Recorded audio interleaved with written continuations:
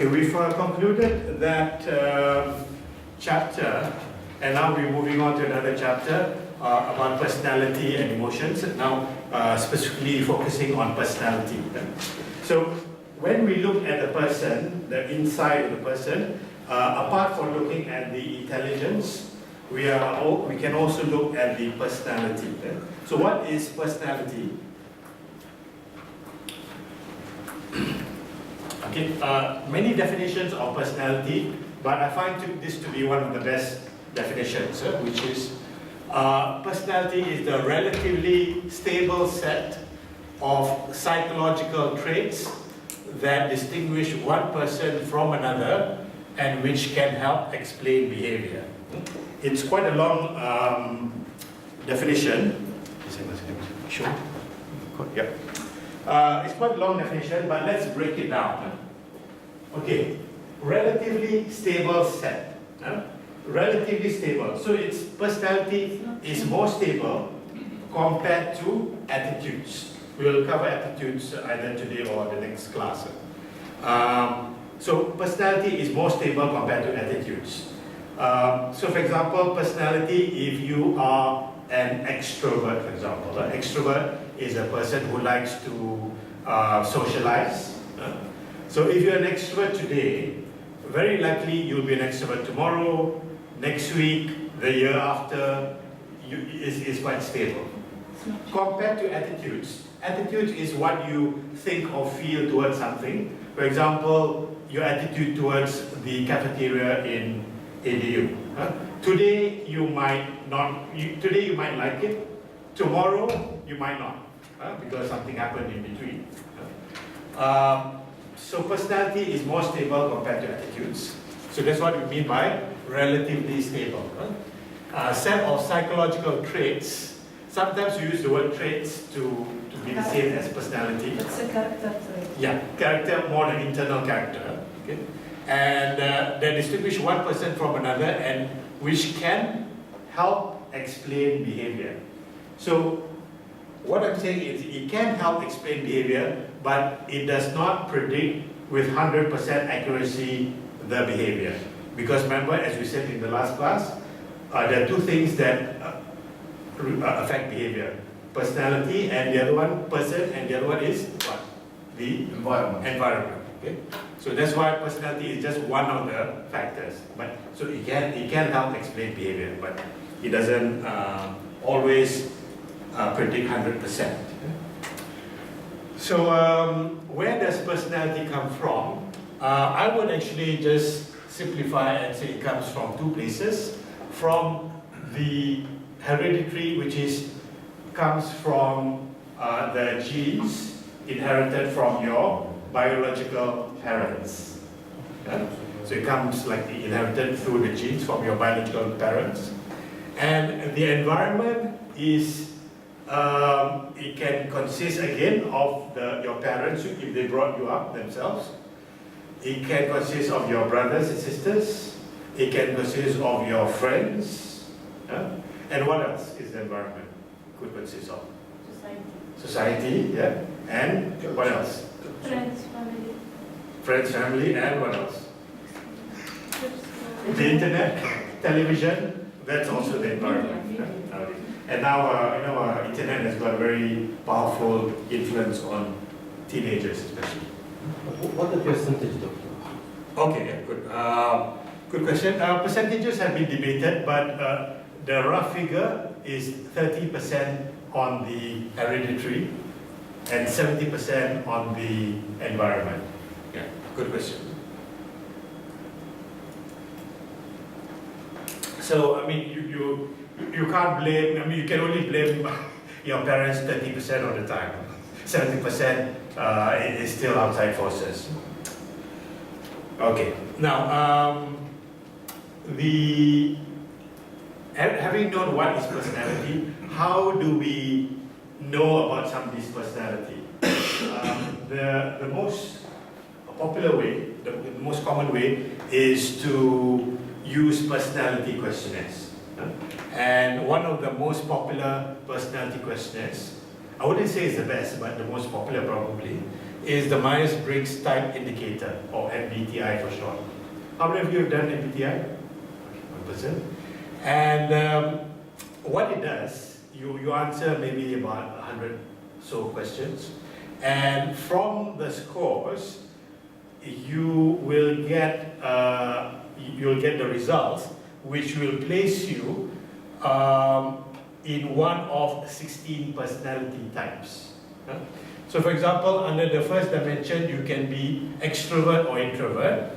In the second dimension, you could be sensing or intuitive, thinking or feeling, and then perceiving or judging. Okay?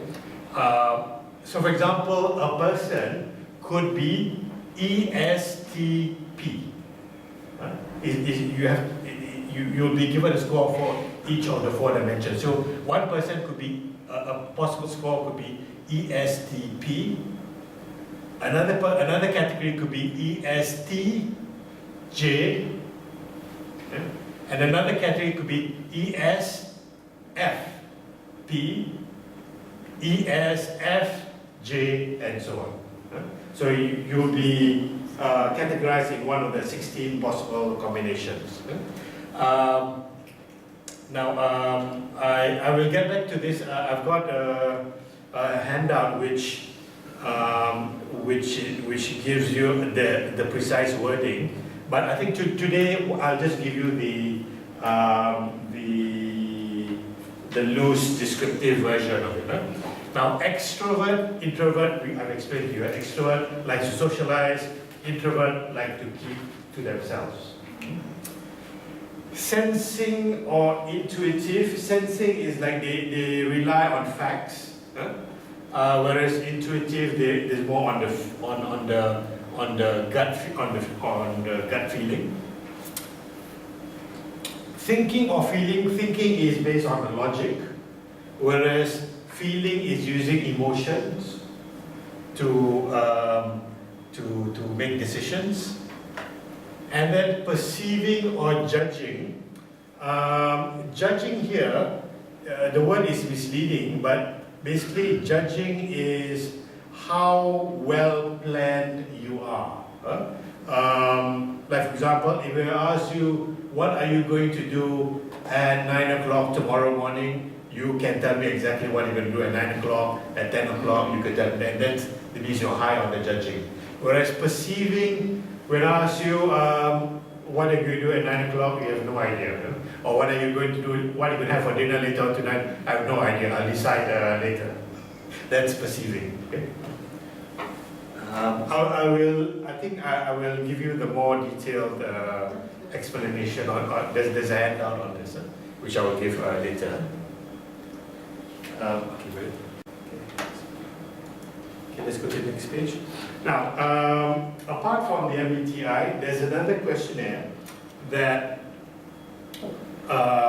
measures personality, and this is they call it 16 primary traits, but the questionnaire is 16PF.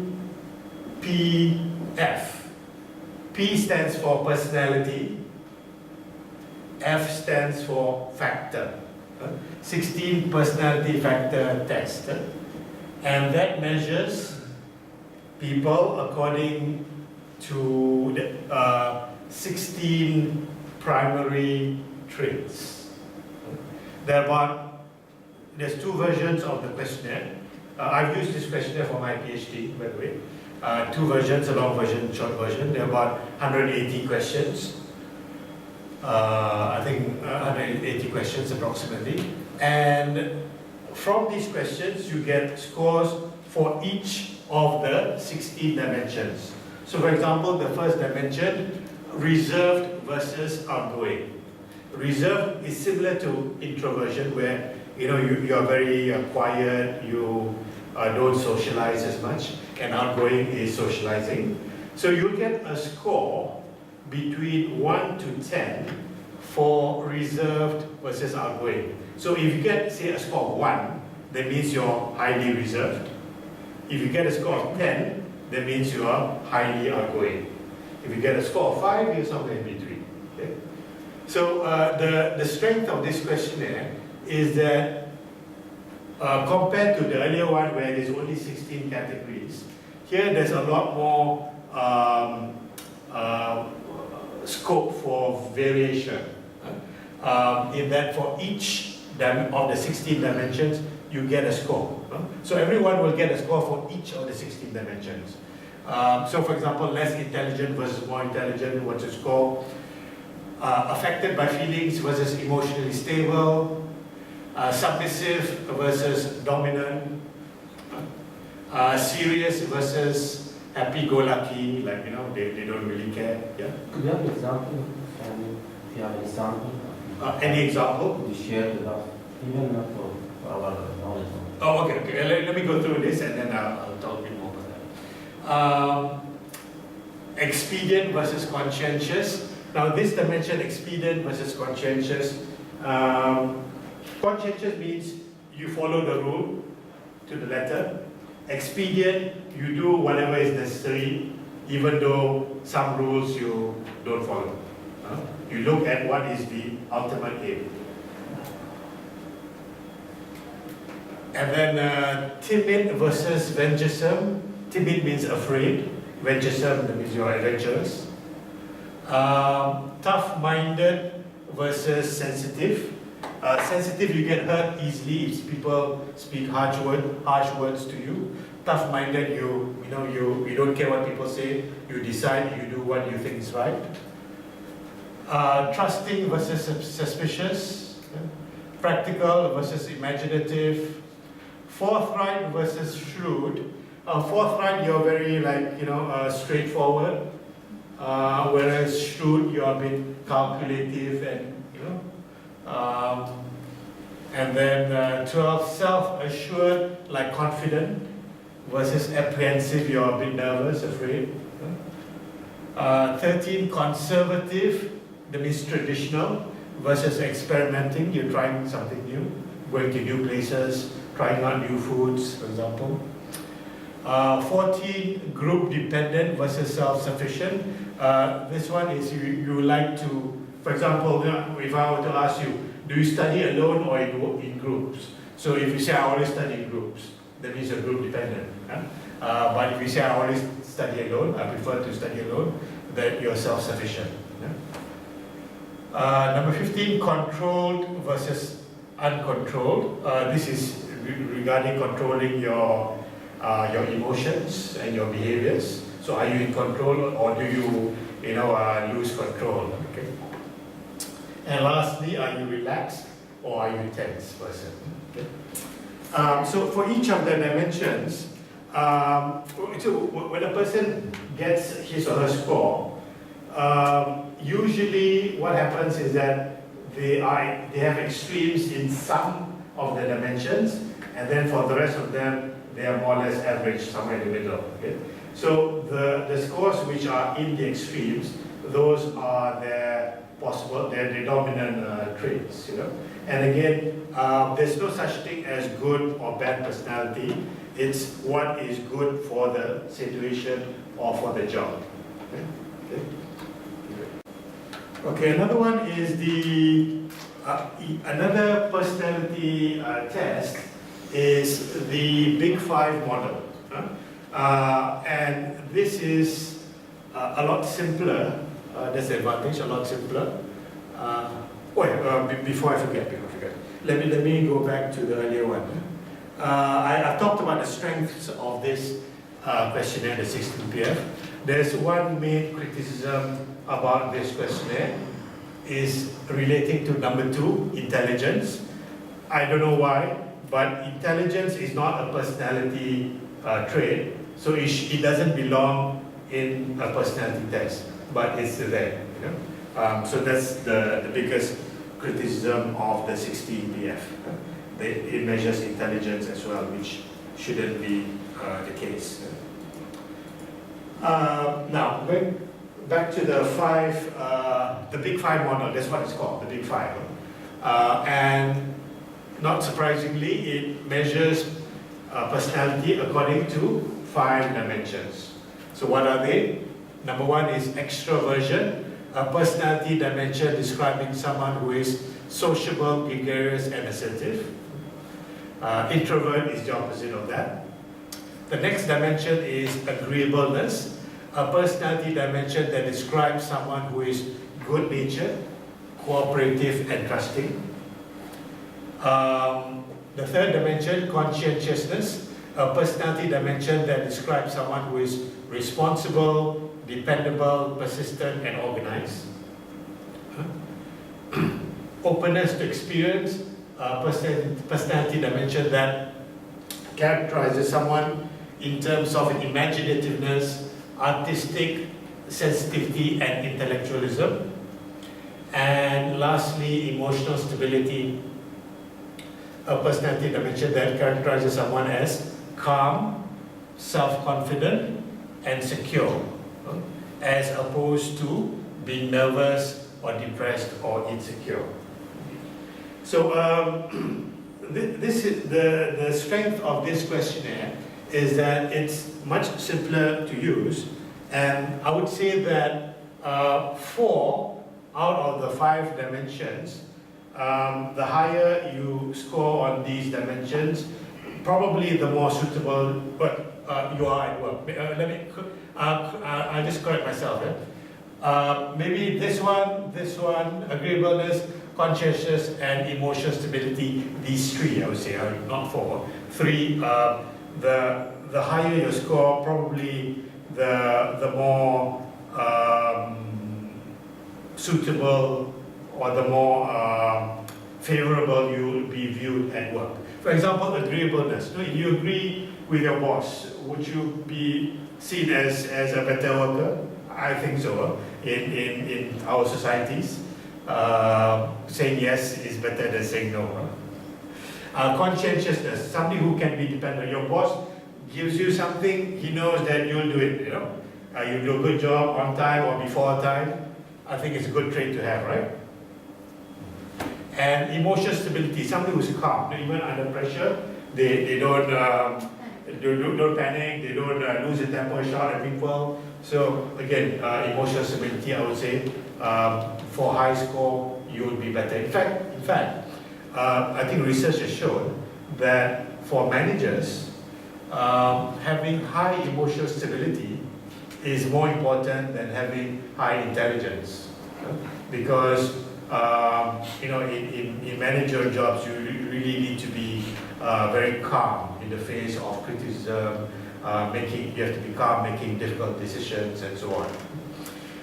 Where it would depend on the job, extroversion. I would say, in all jobs you need to be an extrovert. No. A data entry clerk, does he need to be an extrovert? Data entry clerk is a person who just inputs numbers into a computer and doesn't interact with anyone. Does he need to be an extrovert? In fact, it's a liability if he's an extrovert, because then you'll be talking to people instead of doing their job. You want an introvert to be a data entry clerk.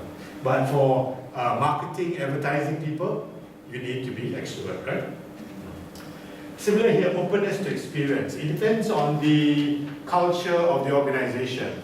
If it's a very traditional bureaucratic organization, then you don't want somebody who's open to experience, because you want somebody to conform to rules and regulations. But if you're in a small private company, a startup entrepreneur company, you need to have a high openness to experience, because you need to be open to a lot of doing things in a lot of new ways. Can we go to the next one? Okay, so far the personality theories that we've covered looks, how to say, for each personality theory that we've covered, it claims to be comprehensive, in that for each of the, like for example the 16 p.m., they say use our questionnaire and you have a complete picture of the person. The big 5 again, use our questionnaire, you have a complete picture of a person. The MBTI say use our questionnaire, you have a complete picture of the person. This is what we call multi-trait questionnaires. Multi-trait questionnaires. There are also the single trait questionnaires. These questionnaires here, they focus on only one dimension. They're not saying that this is the only dimension, but they're saying that this is the one dimension that we choose to focus on. And you have locus of control, that only the questionnaire, I think about 18 questions devised by Rotter, and it measures only locus of control. Machiavellianism only measures Machiavellianism, and so on. And we'll go through what they are.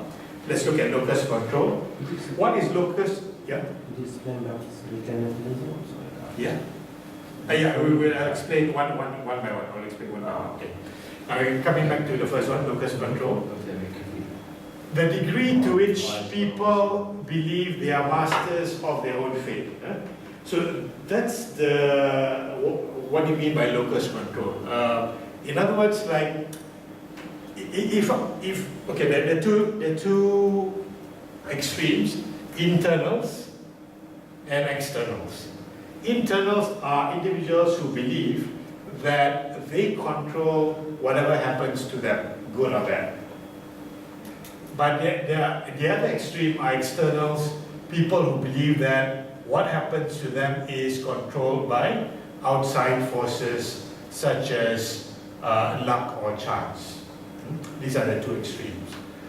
If you were to choose between the two, which one would you say would be a better place to be? Yeah?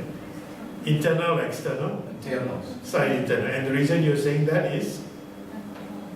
Because you can't control about situations that you faced. Exactly. Yeah? And You're you more in can't blame control. anyone else. You're more in control, then you can do whatever it needs to overcome the situation, and you're not a victim of somebody else. Yeah? So it's better to be slightly towards the internal rather than the external. Right? But I wouldn't quite recommend going all the way to be totally internal, because we all realize that there are things which are beyond our control, right? Like the will of God and all that. There's certain things which are outside our control. But if you were to choose to be in between the two, I mean, I would be slightly more on this side, because, as you said, you feel that you are responsible for whatever happens to you, good or bad, and then you will take steps to do or to rectify the situation instead of blaming somebody else. Feeling this to our own, surely. Now the next one is Machiavellianism. Complicated name because it came from an Italian name, Niccolo Machiavelli, who was very popular at one time, a few hundred years ago, and he became very powerful, and he wrote a book on how to become powerful, like him. That's a person who's pragmatic, maintains emotional distance, and believes that the ends can justify the means. That means it's okay to break a few rules as long as you get what you want. Now the problem with being extreme in Machiavellianism is that a person who's very high in that dimension might even be unethical, and maybe even do things which are illegal in order to get what they want. So that's not that good to be extremely high. But on the other hand, it's also not good to be extremely low. Why? A person who, maybe a person who's very low, yeah? He rely on faith and whatever happens. Yeah, you will have no initiative, and then often the people who are low in Machiavellianism, they are a victim of the people who are high in Machiavellianism. So it's again not good to be too low either, somewhere in the middle or slightly, maybe slightly above.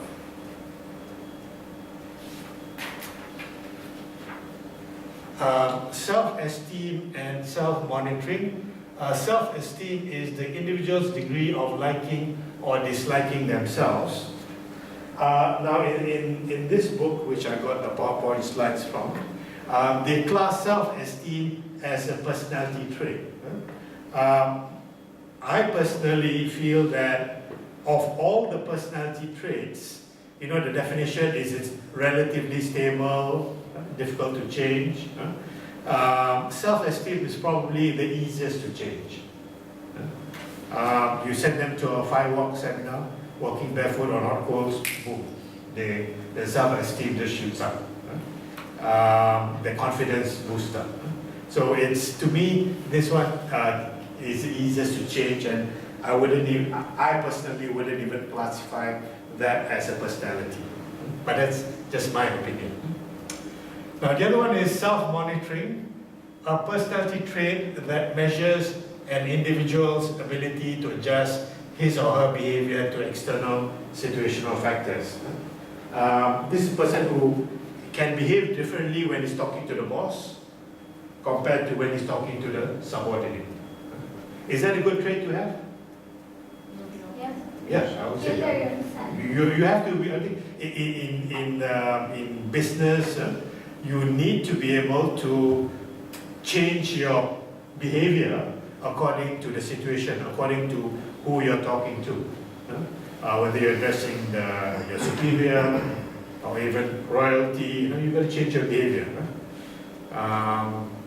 So that's self-monitoring, a person who's like able to step out of their bodies and observe themselves. They observe how they behave. Risk-taking, basically, do you like to take risks or are you afraid to take risks?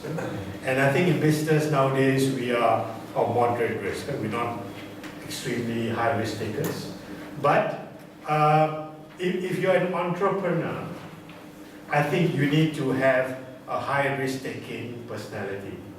Because if you're afraid to take risks, then you shouldn't be an entrepreneur, you should be an employee of an entrepreneur. And you have the steady paycheck. But if you want to be an entrepreneur, you need to have a high risk-taking.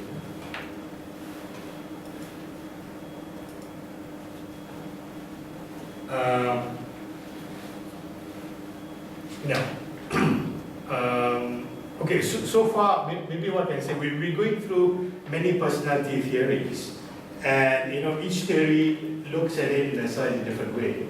Now, the reason why we're going through all these personality theories is for you to know that there's not just one model or just one personality theory out there. So whenever you're approached by a consultant who shows you, oh, I've got this most, the only accurate personality theory in the world, and it's not any one of these, then you know that it's probably not the best one. There are many other personality theories out there, too many that I care to mention, but these are the ones which are more reputable. The other ones which are also reputable, which are not listed here, they are I think the Jackson personality questionnaire, and the other one is the California personality inventory. I can't remember the exact words, but those are the other two personality questionnaires. One good source that you might want to look at is the mental measurements yearbook. Mental measurements yearbook. They have like an encyclopedia of all the top personality questionnaires, together with a description of what they are and the criticisms of each questionnaire. You don't need to know this for an exam, but I'm just saying it for your work. If you are in the human resources, then you can access it. And by knowing that there are many personality theories, there's no one best way to measure personality. Each has got the strengths and weaknesses, and with each instrument that you use, you can make the best use of that instrument despite the limitations.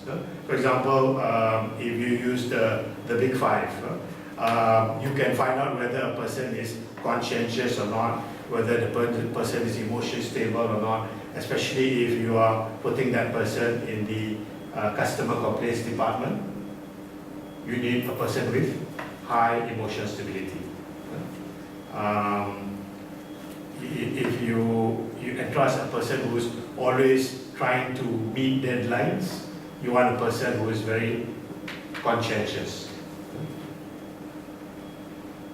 So that's why we need to know these various tools,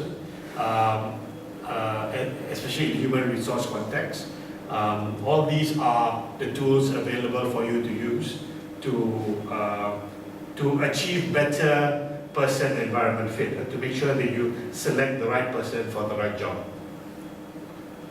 Okay, this one, personality A and personality B. This is an old one. This is an old theory, and probably you've come across it also. Now, remember when I said MBTI is not good? The criticism is that it compartmentalizes people into 16 dimensions. This one is even worse. It categorizes people to 2 dimensions. You're A or B. So it's obviously, it is an old theory, and it's probably more of historical significance.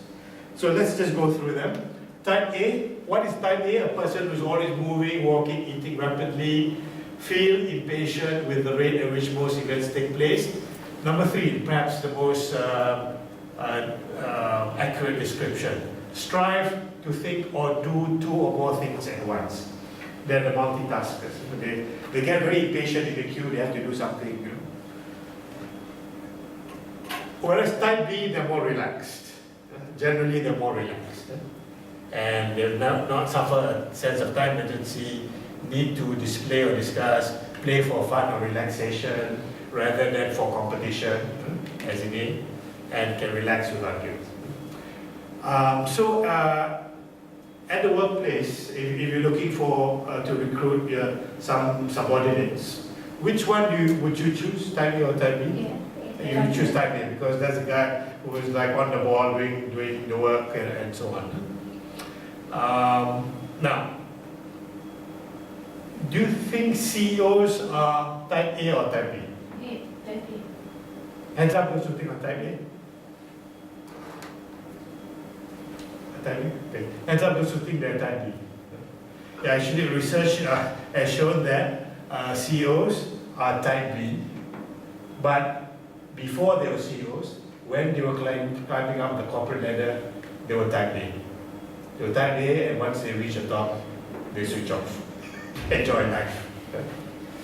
Now, which one do you think is healthier, type A or type B? Type A. Hands up those who say type A. Hands up those who say type B.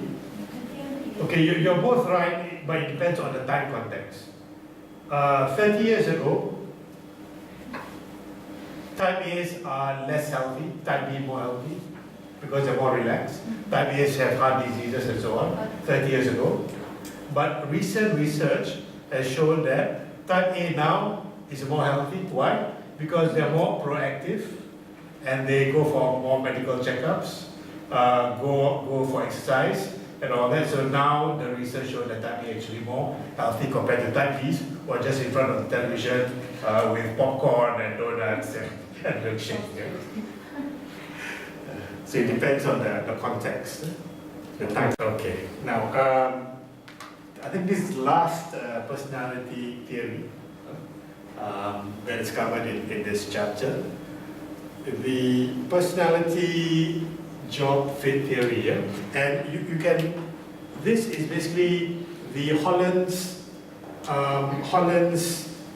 typology or Holland's hexagon. I'm running out of space to it, right?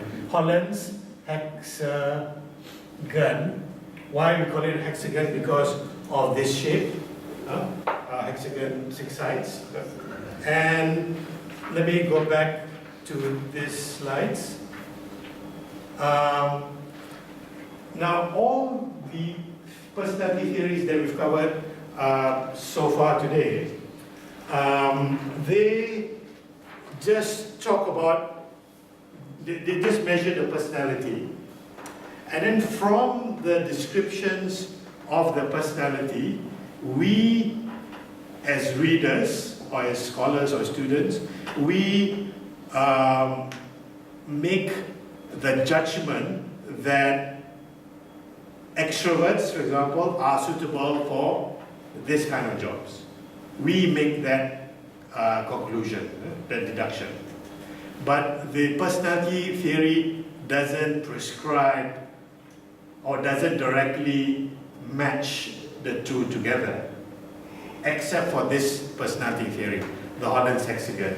This questionnaire is very bold, very daring in that it tries to match the personality types with the occupations. And it does so with some degree or some limited degree of success.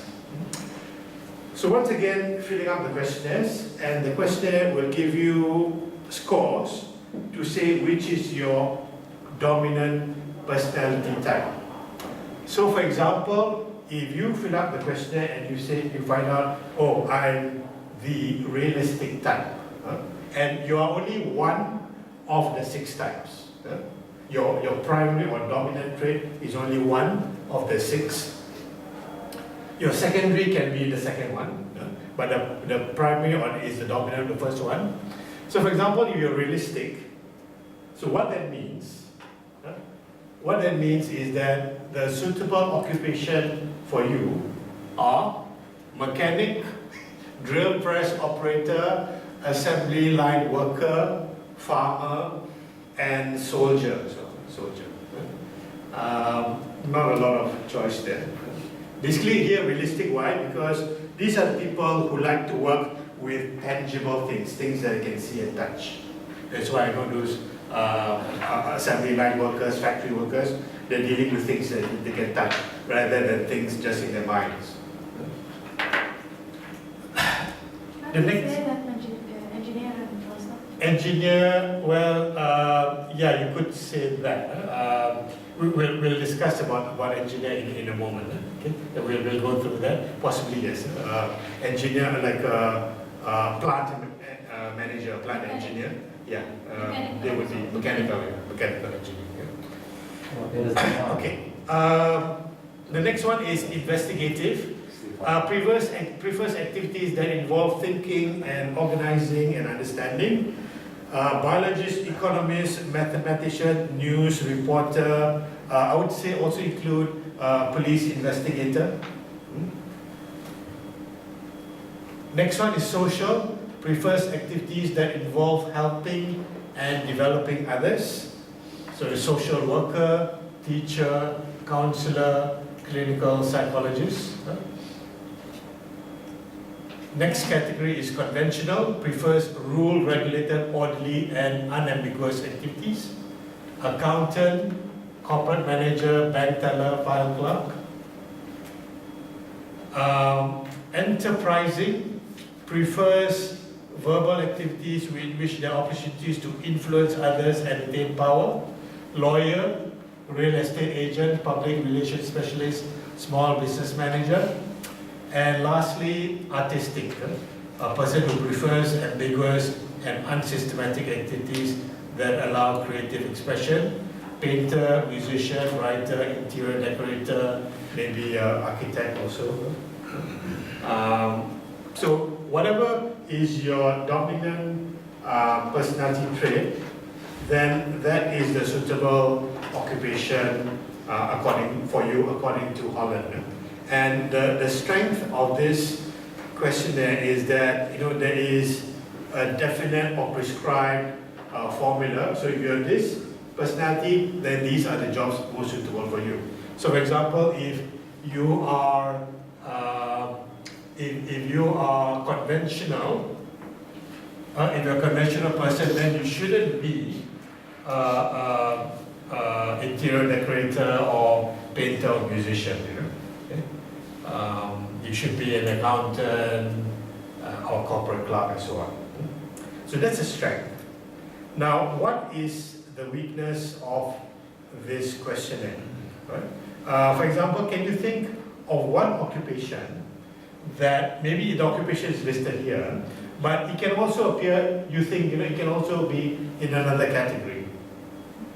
Yeah, Yeah? Like what, for example? Yeah?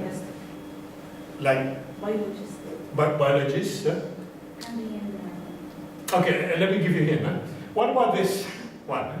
Lawyer? Do you think that it could appear in another area? Maybe It can be social, yeah? Trying to influence the judge, or the other party, yeah? Well, usually lawyer, it wouldn't, I wouldn't think it falls under realistic, but look at the other ones. What do you think? Investigative. See, it all depends on what kind of legal work you do. You know? I used to be a lawyer. I didn't tell you that earlier, but I used to be a lawyer. And in law, there are three main areas of legal practice. There is the conveyancing lawyer, which is basically doing sale and purchase forms, very standardized. So I think a conveyancing lawyer would probably fall under conventional. So all you do is fill out forms.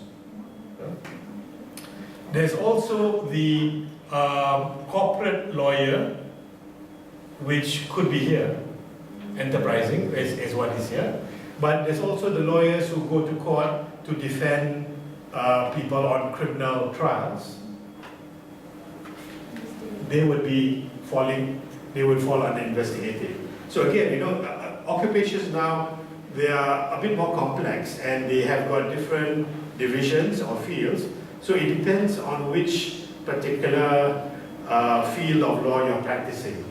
If you're doing criminal cases, if you're a criminal lawyer, then obviously investigative would be your dominant trade, because you'll be trying to do it, you'll be doing some investigation of your own.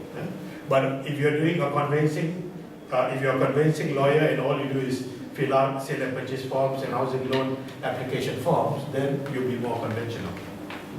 Or if you are a lawyer dealing with corporate clients, trying to negotiate mergers and acquisitions, then perhaps enterprising. You know? And what I found is perhaps a lawyer shouldn't be artistic, because especially when they're drafting contracts, they shouldn't be artistic. They should be very, you know, very clinical. Okay, still on Holland's hexagon. So Holland's hexagon, Holland's theory is you know, has its strengths, but it also has its weaknesses. One of the weaknesses is that, according to Holland, the 6 dimensions are represented in the hexagon, and he says that the opposites are actually the opposite traits. So, for example, artistic is the opposite of conventional. Is it? Yeah, I would say so. Artistic is the opposite of conventional. But is realistic the opposite of social? I don't think so. Is enterprising the opposite of investigative? I don't think so. So that's why when I know that there's an article that was published, and this person did some complex mathematical calculation. They've shown that it's not a perfect hexagon. You know what I mean? Hexagon has 6 equal sides. It's not a perfect hexagon. So they are not opposites of each other. Right? That's the main criticism of Holland's hexagon. And there's also a lot of studies that have been published that fail to support the model. Okay, so we're